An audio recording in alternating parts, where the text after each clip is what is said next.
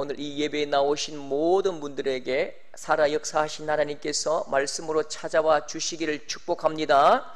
여러분 마음문이 활짝 열려서 하나님께서 여러분들에게 말씀하시는 그 음성을 세명하게 들을 수 있는 복이 여러분 가운데 충만하기를 축복합니다. 이제 고신대학교 제가 이제 신학과잖아요. 신학과는 남자들이 거의 한 60명 중에 56명, 여학생들이 한 서너 명 이렇게 되거든요. 반대로 그 아동학과나 가정관리학, 지금은 참 그런 과가 없는데 옛날에 어떻게 그렇게 과 이름을 정했는지, 가정관리학과 이런 과도 있었어요. 그런 과들은 100% 여학생들이라고요. 그러니까 아무리 신학과지만 그래도 남자잖아요. 그러니까 MT를 갈 때에 남자끼리 가서 뭘 하겠습니까? 남자끼리 가서 우리가 뭐 술을 마시는 것도 아니고 뭐 나이트클럽 갈 것도 아니고, 기도회는 이미 교회에서 많이 했고요. 약간 그래도 젊음이 있는 남자니까 우리의 소망은 여학생들하고 MT를 이제 가고 싶은 거예요. 그 과 대표가 아주 유능한 과 대표가 하나 있었습니다. 아주 탁월한 이제 과 대표죠. 그 이 고신대학교 진공청소기라는 이름을 가진 과 대표였는데 이름이 김상조?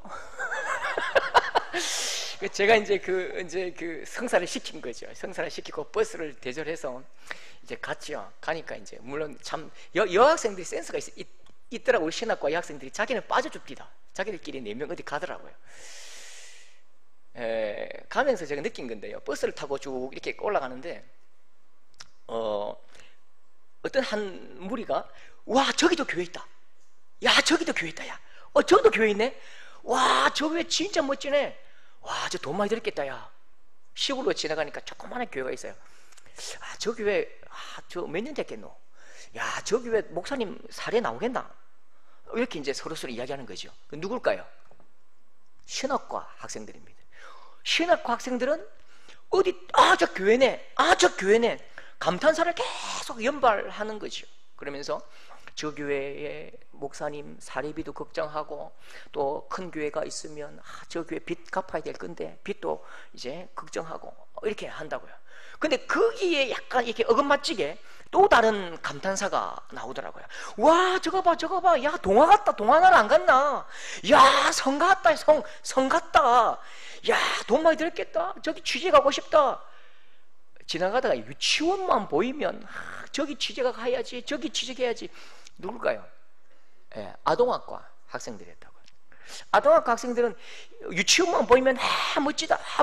근데 참 제가 희한한 게 뭐냐면요, 그때 분명히 제 눈에는 유치원이 안 보였어요. 지나가다가 유치원이 안 보였거든요. 분명히 내 눈에는 유치원과 어린이집 안 보였다니까요. 내 눈이 멀은 게 아니고요, 내 눈이 문제가 있는 게 아니고 분명히 내 눈에는 안 보였어요.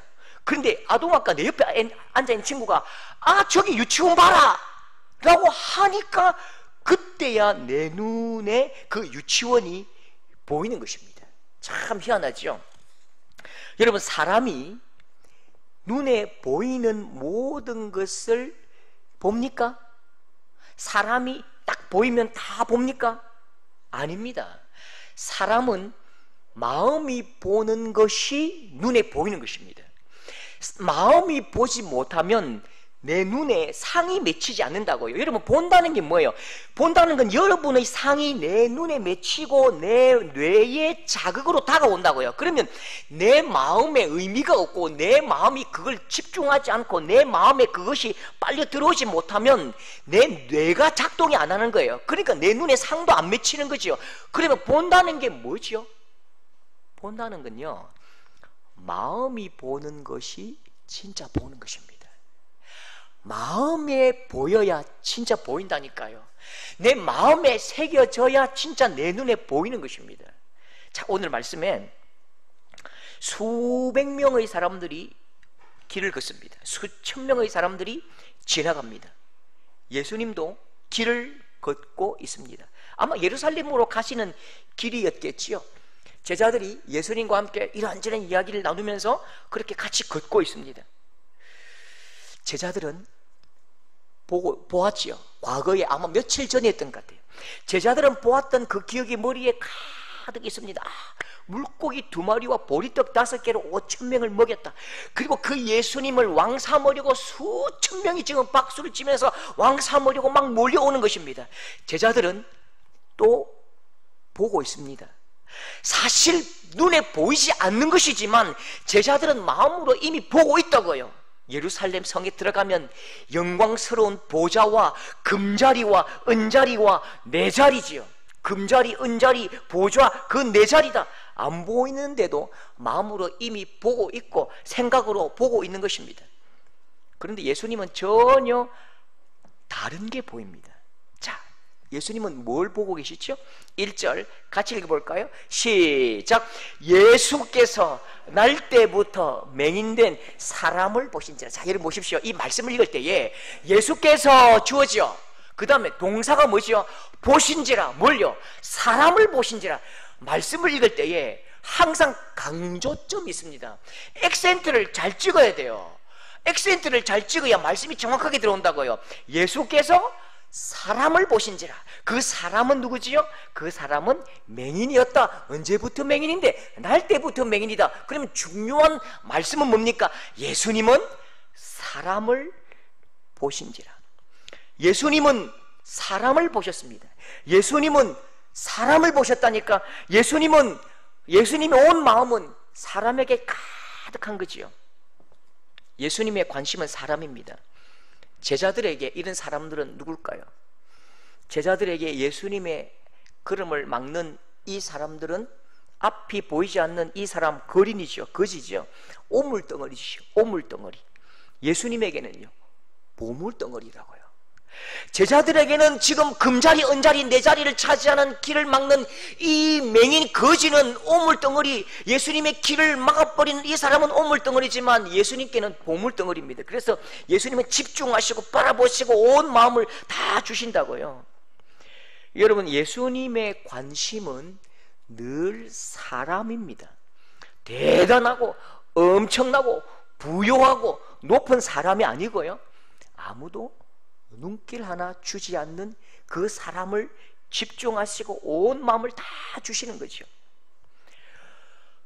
여러분, 같은 곳을 보고 같은 마음을 가져야 그게 한 몸이잖아요. 여러분, 우리가 예수님의 몸인 교회인가 아니면 사조직인가? 이 공동체가, 우리 서도교회 공동체가 예수님의 몸인 교회인가 아니면 그냥 모이는 사조직인가? 어떻게 알 수 있어요? 예수님의 눈에 보이는 것이 내 눈에도 보이면 교회입니다.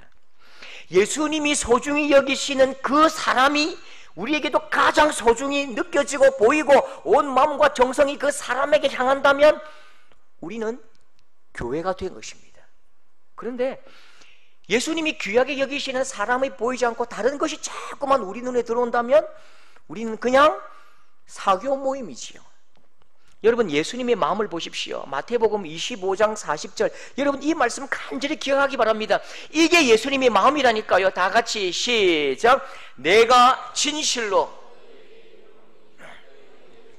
지극히 작은 자 하나에게 한 것이 곧 내게 한 것이니라. 여러분, 말씀을 읽을 때에 꼭 기억하셔야 될 게, 내가 진실로 너희에게 이르노니. 하나님 말씀이 있지요. 물론 모든 하나님 말씀에 권위가 있습니다. 그러나 권위가 다 있지만 그래도 가장 권위 있는 말씀이 어떤 말씀이냐면, 구약의 여호와께서 이르시되 신약에 내가 진실로 너희에게 이르노니. 이 말씀은 권위가 별 5개입니다. 예수님께서 우리에게 간절한 마음으로 하나님의 뜻을 우리에게 보여주셨거든요.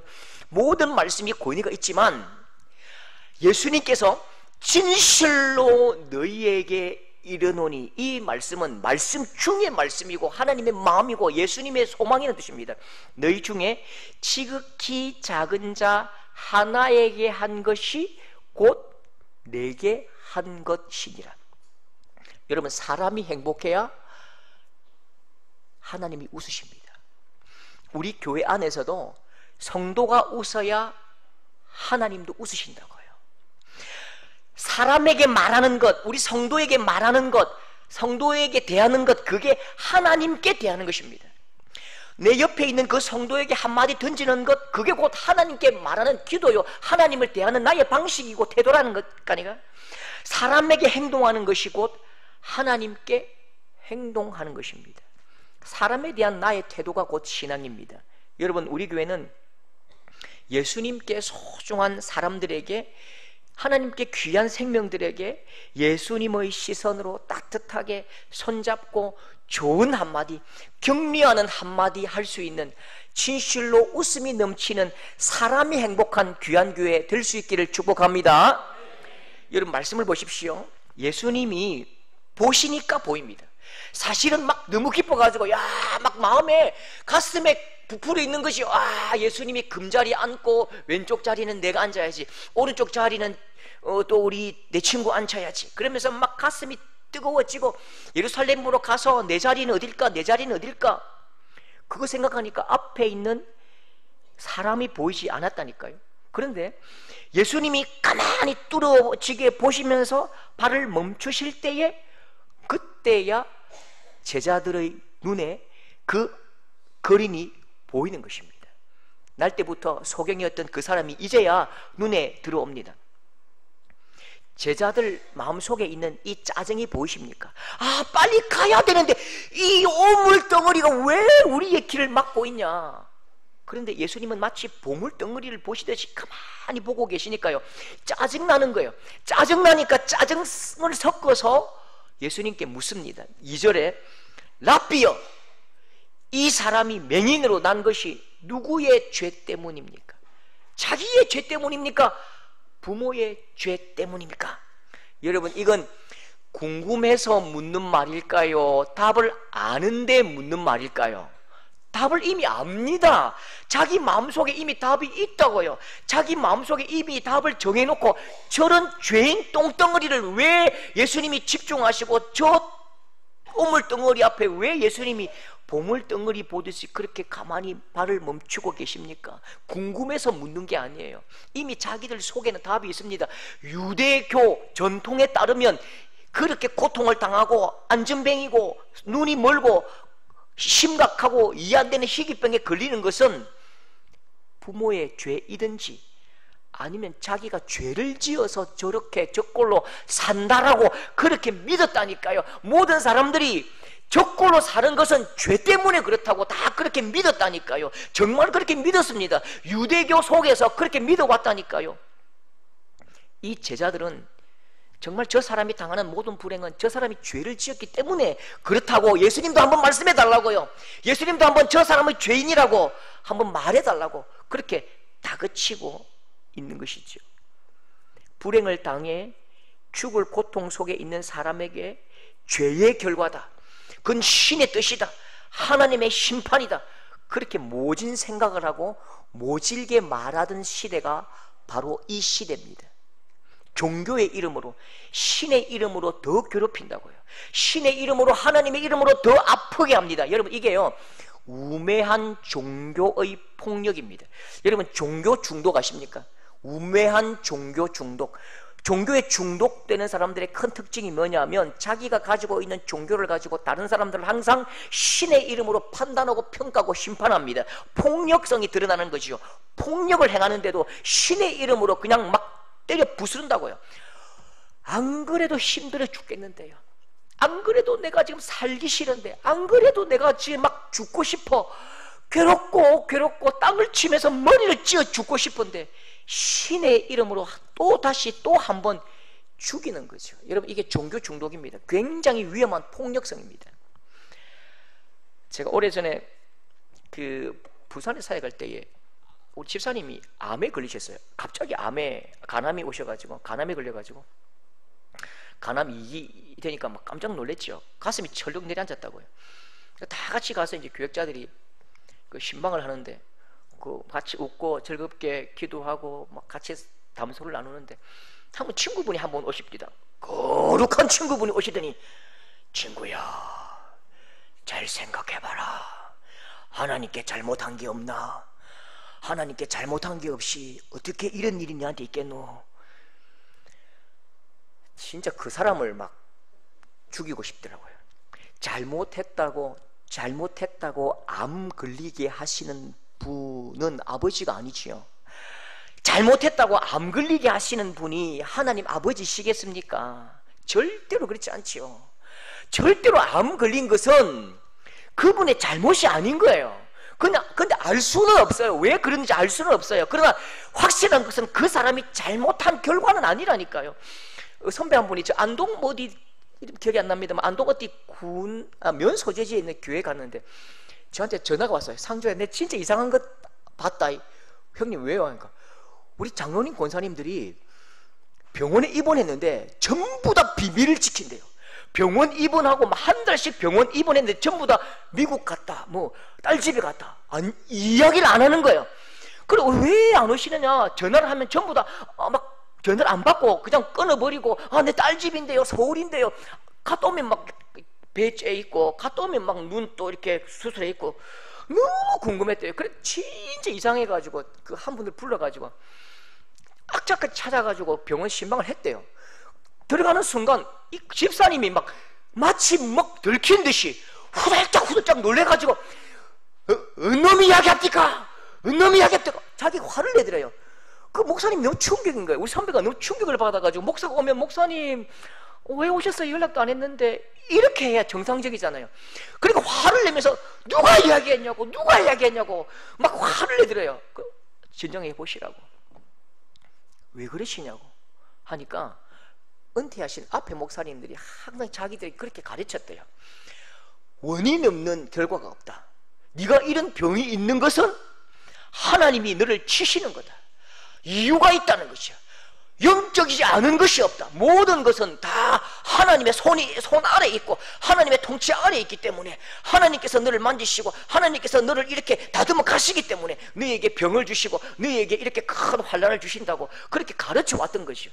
그러니까 아플 때마다 이게 두려운 것, 내 몸도 아픈데다가 더 무서운 것은 하나님께서 나에게 벌을 주셨다고 생각하니까 더 두려운 거죠. 그러니까 병원에 들어갔지만 수술해야 되지만 막 암이 걸리고 맹장이 터져도 절대 이야기 안 합니다. 오셔가지고 하나님께서 벌 주셨는지 한번 생각해 보라. 안 그래도 아파 죽겠는데 내 하나님의 뜻까지 생각하려니까 얼마나 고통입니까? 그러니까 내가 지금 수술해야 되는데 연락도 안 한 목사님한테 어떤 집사가 가르쳐 줬는지 그러니까 막 화를 내더래요. 여러분, 저는 참 그 불신자들에게, 하나님을 알지 못하는 분들에게 진심으로 대신 용서를 구하고 싶은 것이 있습니다. IT 아시죠? IT에 지진이 나서 30만 명이 죽었습니다. 남미의 IT에서 지진이 나서 30만 명이 죽었다니까. 30만 명이 죽은 이유가 무엇이겠습니까? 콘크리트로 철저하게 악착같이 그렇게 벽을 만들어내면 지진이 나도 안 죽어요. 그런데 전부 다 못 사니까, 형편이 어려우니까 얼기설기 하니까 조금만 흔들어도 넘어가 버리는 것입니다.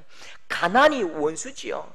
30만 명 사망했을 때에 여러분, 우리 교회 지도자 한 분이 사탄교를 숭배하는 국가라서 적고를 당했다.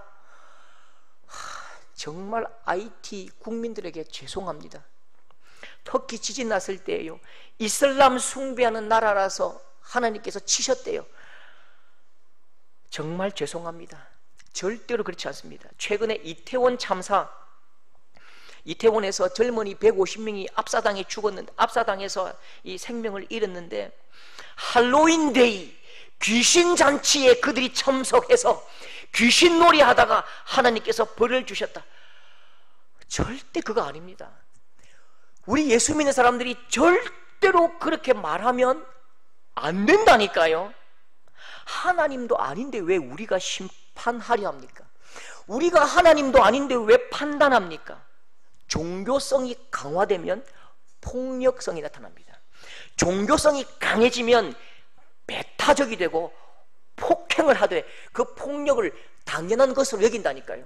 그러니까 신의 이름으로 사람을 화형시키고 신의 이름으로 사람의 목을 쳐버린다니까. 그게 여러분 우매한 폭력성입니다.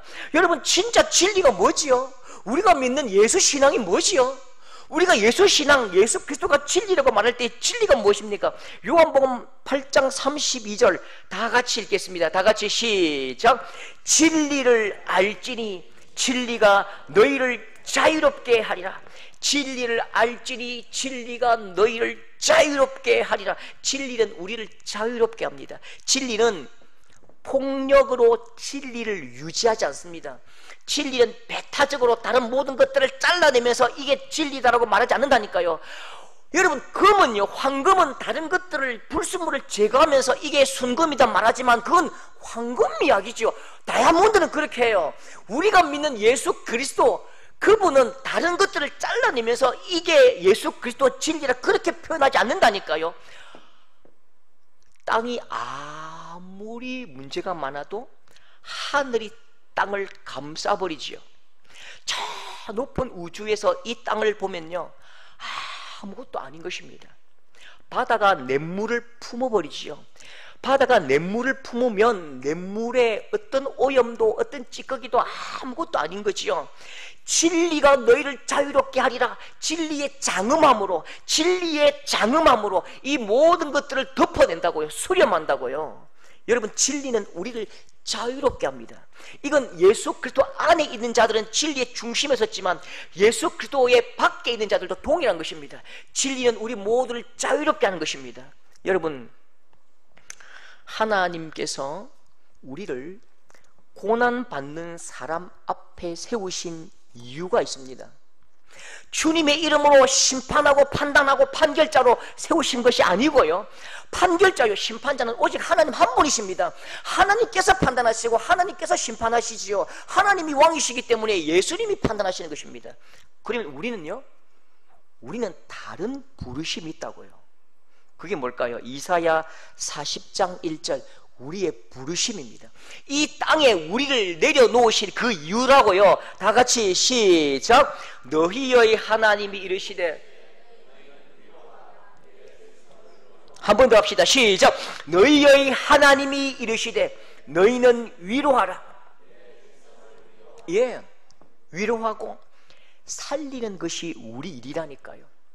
우리를 불행하고 아프고 연약하고 예수 그리스도의 진리 밖에서 헤매이는 그 사람들 앞에 두신 이유는 네가 예수를 안 믿으니까 그 꼴로 살지, 그렇게 판단하는 게 아니고요, 손잡고 위로하고 격려하고 진리로 인도하기 위해서 우리를 불러주셨다니까요. 그 방식은 폭력이 아니에요.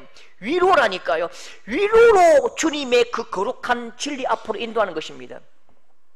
TV 한 장면이 기억하는데요, 드라마인 것 같아요. 참 감동적인 한 장면이었습니다. 범죄자가 범죄를 저지르다가 심하게 다쳤어요. 이 유리를 깨다가 그 유리 파편 때문에 이 손이 잘린 거죠. 119 신고하니까 119에서 왔어요. 그러니까 보니까 이게 범죄 현장이거든요. 119 그 부하라 할까요? 이게 낮은 직급의 신참이, 선생님, 아니 부장님, 뭐 이렇게 직급 있겠죠. 경정님, 뭐 이 사람 범죄자잖아요. 이 사람 범죄자잖아요. 그렇게 이야기하니까 이제 상급자가요, 가만히 보다가 엄하게 얘기합니다. 이거 범죄자잖아요. 이 사람 범죄 저질렀잖아요. 화를 내면서 딱 째려보면서, 그건 경찰이 알아서 할 일이고 우리는 살린다. 감동됩니다. 그건 경찰이 할 일이고 119는 살린다. 119는 살리는 게 목적이지 판단하는 게 목적이 아니라고요. 심판은 경찰이 하고 법원이 할 일이죠. 여러분, 우리는 말로 너무 많이 심판하는 것 같아요. 우리 예수 믿는 사람들은 너무 말이 많은 것 같아요. 배고픈 사람에게, 굶주린 사람에게 이 게을러 빠져가지고 빨리 직장 잡자, 그렇게 말하지 말고 그냥 부지런히 살아라고 말하지 말고 밥을 한 그릇 사주시는 게 예수님이 기뻐하시는 것입니다. 우는 사람에게 왜 그렇게 우냐고 이래라 저래라 하지 말고 그냥 손수건 한 장 건네는 것이 여러분 주님이 기뻐하시는 일이라니까요. 여러분, 많은 사람들을 위로하고 많은 사람들을 격려하는 예수 그리스도의 마음을 가진 성도들이 될 수 있기를 축복합니다. 여러분, 우리가 당하는 이 고난을 어떻게 우리가 해석하면 될까요? 여러분, 우리도, 나도, 여러분도, 우리 모두도 어려움을 당할 때가 있지요. 너무너무 이해할 수 없는 고난과 고통 속에서 가슴을 치며 울 때가 있다고요. 분명한 것 한 가지 아십시오. 내가 당하는 일도 혹시나 여러분 삶 가운데 또 어려운 일 당할 수도 있고 아플 때도 있고 뭐 고통 속에 들어갈 수도 있다니까요. 그러나 중요한 것은 내가 당하는 일도, 다른 형제가 당하는 어려움도, 불신자가 당하는 어려움이나 고통도 그 원인은 과거에 있는 것이 아닙니다. 원인과 결과, 그건 우리식 사고입니다. 우리가 생각하는 방식이라니까요. 우리가 아무리 어려움을 당해도 우리는 뒤를 돌아볼 필요가 없어요. 뒤에 원인 때문에 이 결과가 온 게 아니라니까요. 여러분, 우리의 삶은, 사람의 생명은 원인과 결과로 잣대질할 수 없습니다. 사람살이는, 우리가 살아가는 이 사람살이는 원인과 결과라는 잣대보다 훨씬 더 깊고 훨씬 더 폭이 넓어요. 우리는 신적 삶이죠. 예수 그리스도의 그 눈빛과 이 태초보다, 온 천하보다 귀한 삶이기 때문에 우리가 살아가는 이 삶은 원인과 결과라는 이 잣대질이 안 되는 거예요. 훨씬 더 깊고 훨씬 더 넓고 훨씬 더 폭이 엄청납니다. 이유를 알아야 속이 시원한 것은 우리의 마음입니다. 우리는 이유를 알아야, 이 당하는 고통에 이유를 알아야 속이 시원하고 좀 고개를 끄덕일 수 있거든요. 그건 우리의 방식입니다. 그러나 우리의 삶은 어떤 잣대로도 이건 뭐 때문에 그렇다, 이건 30cm, 이건 40cm 그렇게 판단할 수가 없는 거라니까요. 훨씬 더 깊고 넓다니까요. 하나님으로만 해석할 수 있다니까요. 여러분, 하나님의 해석을 보십시오. 고난에 대한, 사람이 당하는 아픔에 대한 하나님의 해석을 보십시오. 이 말씀 잘 기억하셔야 됩니다. 3절 다 같이 시작. 이 사람이나 그 부모가 죄를 범한 것이 아니라 그에게서 하나님이 하시는 일을 나타내고자 하심이라. 자, 다시 한 번 더 시작. 이 사람이나 그 부모의 죄로 인한 것이 아니라 그에게서 하나님이 하시는 일을 나타내고자 하심이라. 자, 뭐가 아니라고요? 그 사람의 죄나 부모의 죄 때문에 네가 어려움 당하고 고통 당하는 게 아니라고요. 그래서 절대로 그런 책 읽으시면 안 됩니다. 가게에 흐르는 저주를 끊으라. 그런 기독교 서적인데도 아주 이상한 책이 있더라고요. 그래서 내가 당하는 이 고통이 마치 우리 부모의 죄고 내 죄고, 아닙니다. 절대로 아니라고 하나님께서 말씀하셨잖아요. 예수님이 말씀하십니다. 그러면 이유가 뭔데요? 하나님이 하시는 일을 나타내고자 하심이라. 하나님이 하시는 일을 나타내고자 하심이라. 이 말을 이렇게 해석하면 안 됩니다. 내가 너를 다른 곳에 쓰려고 네가 평생 그렇게 맹인으로 거린으로 살도록 한 거야. 내가 너에게 중요한 일을 맡기려고, 중요한 일에 쓰려고 너를 이 모습으로, 이 환경으로 내가 만든 거야. 내가 중요한 일이 있어서 그 중요한 일을 너에게 맡기려고 너에게 거린으로, 맹인으로, 안전뱅이로, 그렇게 장애인으로 그렇게 만든 거야.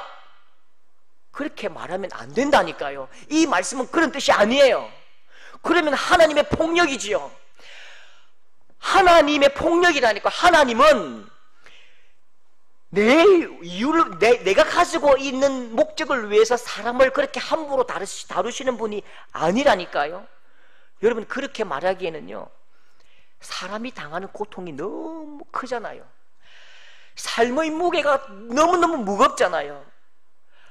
만약 이렇게 말씀하신다면, 하나님 내 크게 안 써도 돼요. 하나님 나 중요한 일에 안 맡겨도 돼요. 내 아들, 딸, 손주 이 원인 모를 병에서, 이 원인 모를 고통에서 좀 고쳐주세요. 낫게 해주세요. 그렇게 말하고 싶을 거예요. 고통이 얼마나 큰지요. 이유 없고 원인 없는 병에, 아픔에 고통당하는 이 아픔이 얼마나 큰지요. 그 아픔을 겪어내는 엄마의 이야기를 들어본 적이 있습니까? 자녀의 원인 모를 그 고통 가운데서 아파하는 그 어미의 마음을 여러분 들어보신 일 있습니까? 예수 믿는 분인데도요 그렇게 말합니다. 목사님, 얼마나 고통스러운지 모릅니다.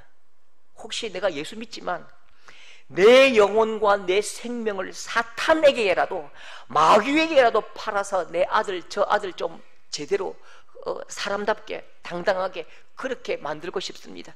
희귀병에 걸린 그 10년 20년 병수발 하던 그 어머니가 그렇게 말합니다.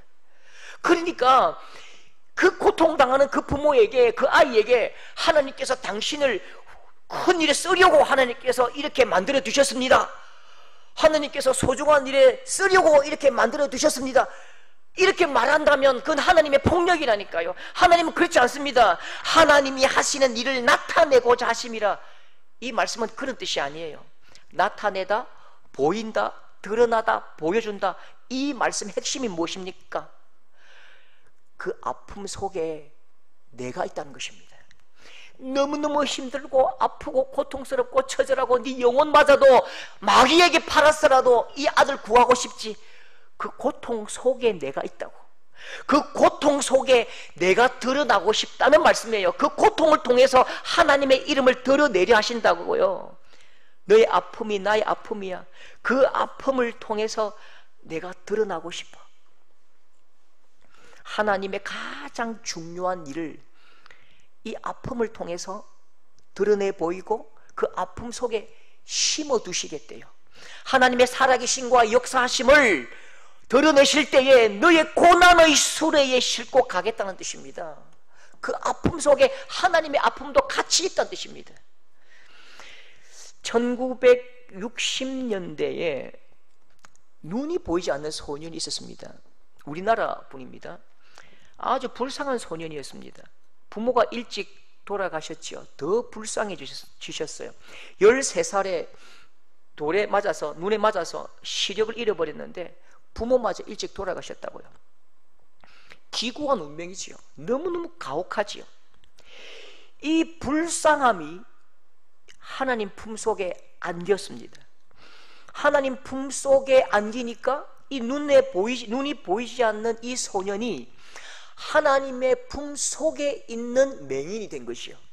하나님 밖에 있을 때는 소망이 없고 희망이 없고 가혹한 운명이었지만 눈에 보이지 않는 이 소년이 예수 그리스도를 알게 되고 찾아오신 주님을 만남으로 하나님의 품속에 있는 맹인이 되었습니다. 그때에 여러분 이분이 이 소년 시절에 나는 아무것도 볼 수 없었습니다.